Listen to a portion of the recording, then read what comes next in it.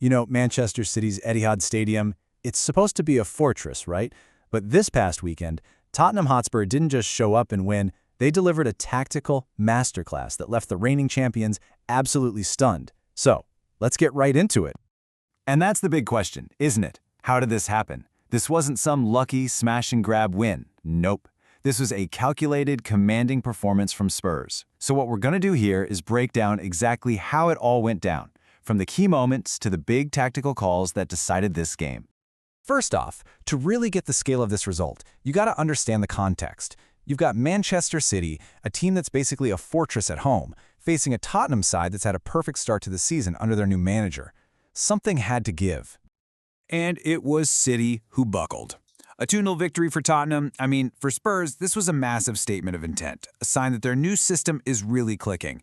But for City, wow, a really concerning start to their home campaign, and it's raising some serious questions about those defensive frailties we all thought were a thing of the past. You know, you can basically boil the entire story of this match down to just two crucial moments, and they both happened in the first half. These two goals didn't just give Spurs the lead, they completely changed the psychology of the entire game. Just take a look at this timeline. A goal at 35 minutes, and then another one just before the halftime whistle. City went into the break 2 goals down at home. I mean, that's a rare and deeply uncomfortable spot for them to be in. So let's dig into how each of these goals actually happened. Okay, so the first goal, this was classic Spurs strategy, a lightning-fast counterattack. But you gotta say, it was also helped by a huge slice of luck. Ruben Diaz slips at the absolute worst moment, which plays Richarlison onside. From there, the execution is just perfect, and VAR confirms it's a good goal. A brilliant move for sure, but one that was kicked off by a City mistake. Now, if the first goal had a hint of bad luck for City, the second one, oh man, that was a completely self-inflicted wound. A catastrophic error from their new keeper, James Trafford, trying to play it short inside his own box. Spurs just pounce on it, and the rebound falls perfectly to the debutant Paulinho, who makes no mistake. What a gift. And right before halftime, too. Just brutal. All right, so Spurs are up by 2. How on earth did they manage to see this game out so comfortably? Well, it wasn't just about City making errors. It was about Tottenham's tactical perfection, all orchestrated by their manager, Ange Postecoglou. And really, this came down to a classic clash of styles. You had Spurs, who were perfectly happy to let City have the ball. They stayed compact, they frustrated City's world-class attackers, and they just waited for their chance to pounce on the counter. City, meanwhile, stuck to their high possession game, but they just could not find the creativity to break down that disciplined, organized defense. And the thing is, this wasn't just 1 or 2 players. This was a complete team performance, with every single player executing that game plan perfectly.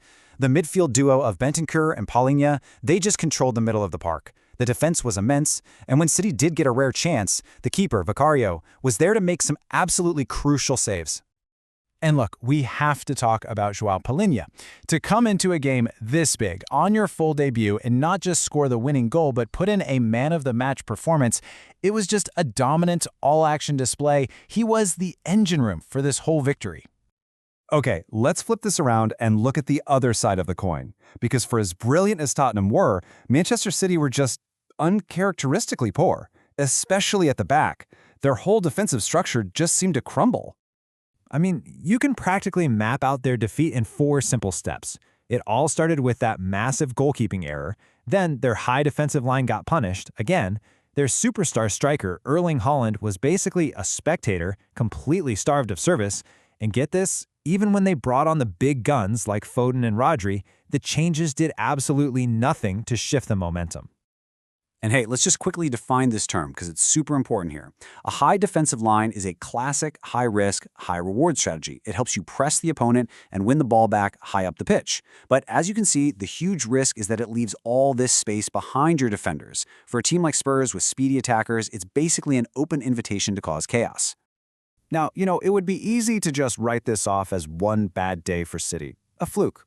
But when you start looking at the recent history between these two clubs, especially at this stadium, a much more troubling picture starts to emerge for City. Okay, I want you to just focus on one number with me, 3. On its own, doesn't mean much, right? But in the context of this rivalry, it's a number that should be setting off some serious alarm bells inside the Etihad. So why is it so significant?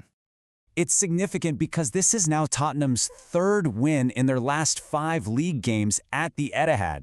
Think about that. This isn't a one-off. Spurs have somehow figured out a formula for beating City on their own patch, and it just keeps working. It's like they're City's kryptonite, especially at home. And so, all of this leaves us with one big lingering question. This result, combined with its recent trend, does it suggest that the aura of invincibility around City's home ground might actually be fading? Have teams, led by Tottenham, finally cracked the code? Definitely something we all need to keep an eye on for the rest of the season.